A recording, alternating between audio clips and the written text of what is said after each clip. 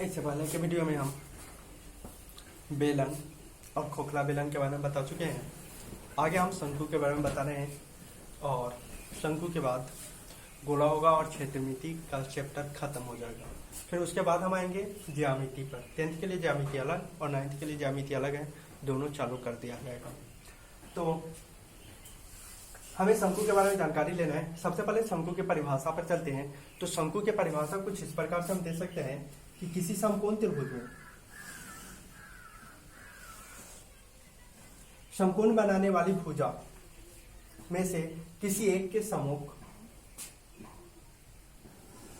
दूसरे को नचाने पर या फिर घुमाने पर जो त्रिविमीय आकृति बनता है वह शंकु कहलाता है। गौर से देखिए तो ये इस प्रकार से शंकु का निर्माण हो जाएगा। यानी कि हम क्या कर रहे हैं, इस भुजा को स्थिर छोड़ दिए और इसको लेकर के नचा दिए। नचाने से जो त्रिविमीय आकृति बन गया ये कहलाएगा शंकु। तो शंकु ये होता है। अब हमें इसके क्षेत्रफल, संपूर्ण पृष्ठ क्षेत्रफल और आयतन के बारे में जानकारी लेनी है। ध्यान में रखना है क्योंकि आकृति वक्राकार है, यही कारण है कि इसका वक्र पृष्ठ क्षेत्रफल और संपूर्ण पृष्ठ क्षेत्रफल दोनों अलग अलग होगा।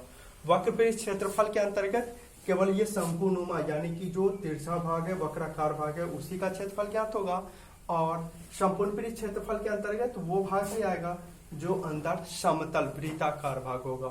तो आगे बढ़ते हैं। सबसे पहले हम वक्र पृष्ठ क्षेत्रफल पर चलते हैं। शंकु के वक्र पृष्ठ क्षेत्रफल,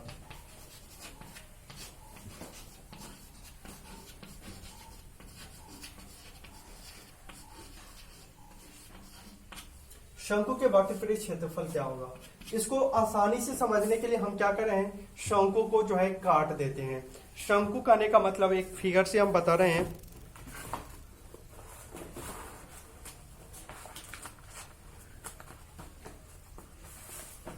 कुछ इस प्रकार से ये है।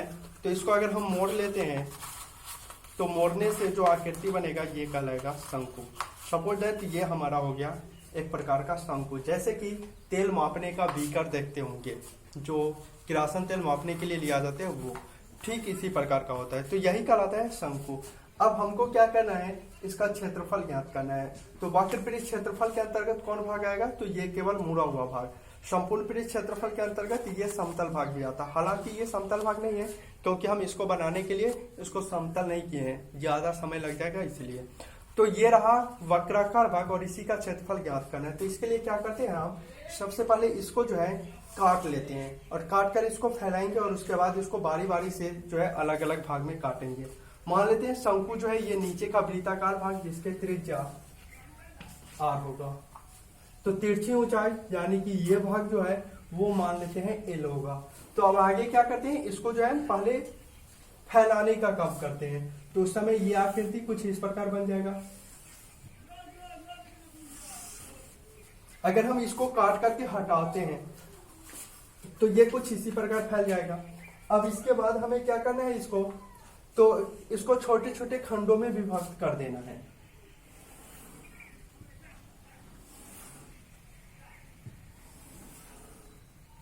कुछ इस प्रकार मान लेते हैं इसके परिधि A1, A2, A3, A4 ये 4 भाग में बंट जाता है। ये A1, A2, A3, A4 कौन भाग होगा, तो ये पूरा मुड़ा हुआ भाग। अब इसके क्षेत्रफल ज्ञात करना है। तो जब हम इसको फैला लेते हैं तो वो वही चीज मिलेगा जो पहले से मुड़ा हुआ था। तो अब हमें ये किस टाइप का मिल जाएगा, इसके क्षेत्रफल के लिए अगर हम इन चारों यानी कि जो 4 आकृति बना है त्रिभुज के जैसा, अगर हम चारों त्रिभुज का क्षेत्रफल ज्ञात करके जोड़ लें तो ये शंकु का वक्र पृष्ठ क्षेत्रफल हो जाएगा। तो कुछ ऐसा ही कर रहे हैं। इसके लिए क्या कर रहे हैं, चारों त्रिभुज का क्षेत्रफल, तो अर्थात 1/2 गुने A1 गुने H। H क्या होगा, तो ये तिरछा ऊंचाई, क्योंकि यह एक प्रकार का त्रिज्यीय खंड है, तो L प्लस 1/2 गुने A2 गुने L प्लस, फिगर बिठाकर आगे बढ़ा रहे हैं।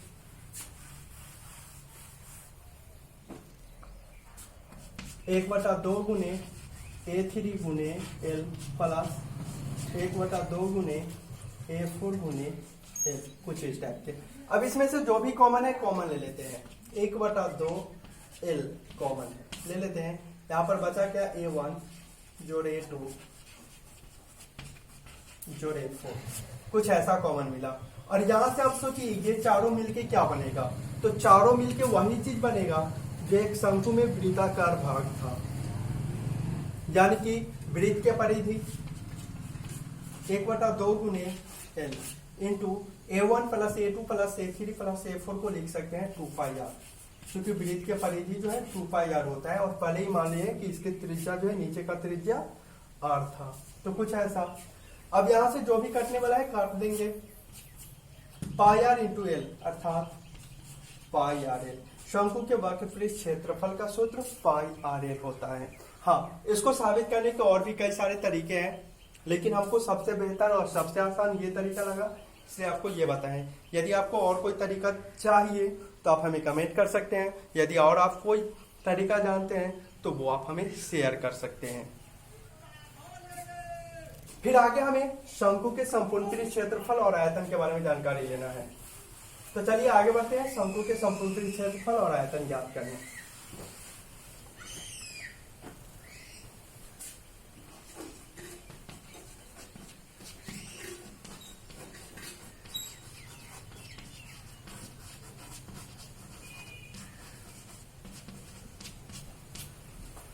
हाँ, और एक और बात फिर से, संपूर्ण पृष्ठ क्षेत्रफल कहा जाए या पृष्ठीय क्षेत्रफल कहा जाए या पृष्ठ क्षेत्रफल कहा जाए, एक ही बात होगा। लेकिन वक्र पृष्ठ क्षेत्रफल कहा जाए तभी वक्र पृष्ठ क्षेत्रफल ज्ञात करेंगे, जो कि πrl है। और नहीं तो अगर संपूर्ण पृष्ठ क्षेत्रफल कहा जाता है तो संपूर्ण पृष्ठ क्षेत्रफल ज्ञात करेंगे, पृष्ठीय क्षेत्रफल कहा जाएगा फिर भी संपूर्ण पृष्ठ क्षेत्रफल ज्ञात करेंगे। तो शंकु के संपूर्ण पृष्ठ क्षेत्रफल के लिए हमें क्या करना होगा, अब नीचे दूसरा आकृति बनाकर हल करते हैं। मान लेते ये हमारा शंकु है, ये ऊंचाई, ये तिरछी ऊंचाई। हम वक्र पृष्ठ क्षेत्रफल के अंतर्गत तो ये मुड़े हुए भाग का क्षेत्रफल ज्ञात किए, लेकिन जब ये शंकु है तो संपूर्ण पृष्ठ क्षेत्रफल के उस समय क्या होगा, ये वृत्ताकार भाग भी समतल होगा, तो हमें उस समतल सतह का भी क्षेत्रफल जोड़ना होगा। अर्थात हमें उस समय क्या करना होगा, संपूर्ण पृष्ठ क्षेत्रफल के लिए तो वक्र पृष्ठ क्षेत्रफल प्लस वृत्ताकार भाग का क्षेत्रफल।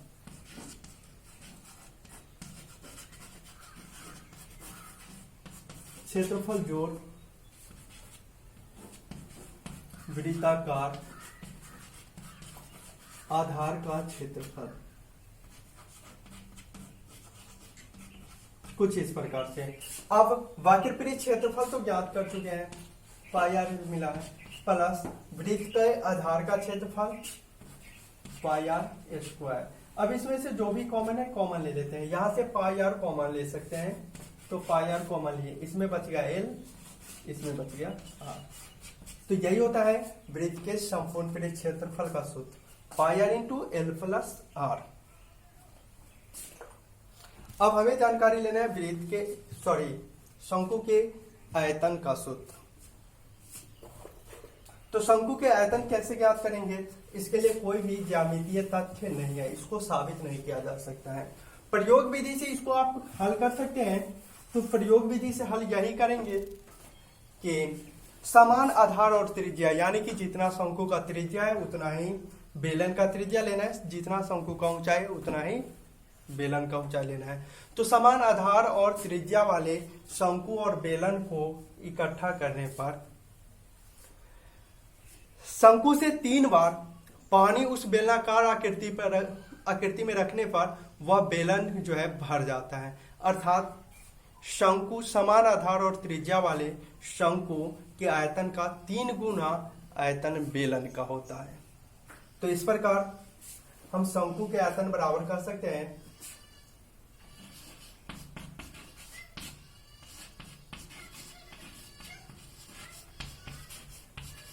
आयतन बराबर 1/3 गुने बेलन का आयतन, क्योंकि 3 गुना आयतन होता है बेलन में, तो बराबर कब होगा, 3 से भाग दे देंगे तो शंकु के आयतन बराबर क्या होगा, 1/3 बेलन के आयतन πr²h, अर्थात शंकु के आयतन 1/3 πr² h होता है। यदि आपको इसका कोई भी ज्यामितीय तथ्य पता हो कि साबित किया जा सकता है तो आप हमसे शेयर कर सकते हैं, लेकिन अभी तक कोई भी ऐसा जानकारी नहीं मिला है जिससे कि शंकु के आयतन का कोई ज्यामितीय तथ्य मिले साबित करने के लिए। फिर शंकुओं में कुछ और कंडीशन होता है जिसके बारे में जानना जरूरी है, एल, आर और एच के बीच संबंध। तो वो बता करके हम इस वीडियो को बंद कर रहे हैं।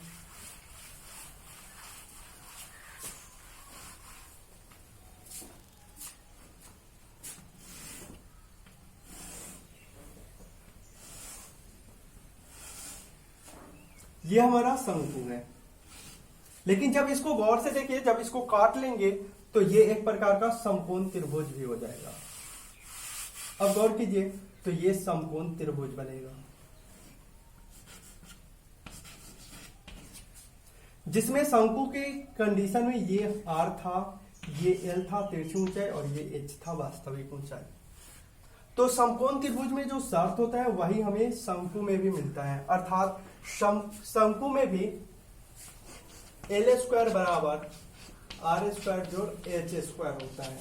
आप इस सूत्र की सहायता से एल, आर, एच में से किसी का भी मान ज्ञात कर सकते हैं जो आपको दो मान दिया जाए। जैसे आर अगर दिया गया हो और एच दिया गया हो तो एल का मान ज्ञात करना हो, ये सूत्र का उपयोग करते हैं। अगर एल और आर पता है, एच का मान ज्ञात करना है तो एच स्क्वायर बराबर L square minus R square.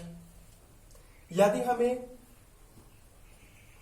Are ज्ञात करना हो, एच और आर, एल दिया गया हो तो आर स्क्वायर बराबर L square minus H square का उपयोग करेंगे। तो इस प्रकार से आप इसका हल कर सकते हैं। अगला वीडियो गोला के बारे में होगा और 10th के लिए छिन्नक के बारे में होगा।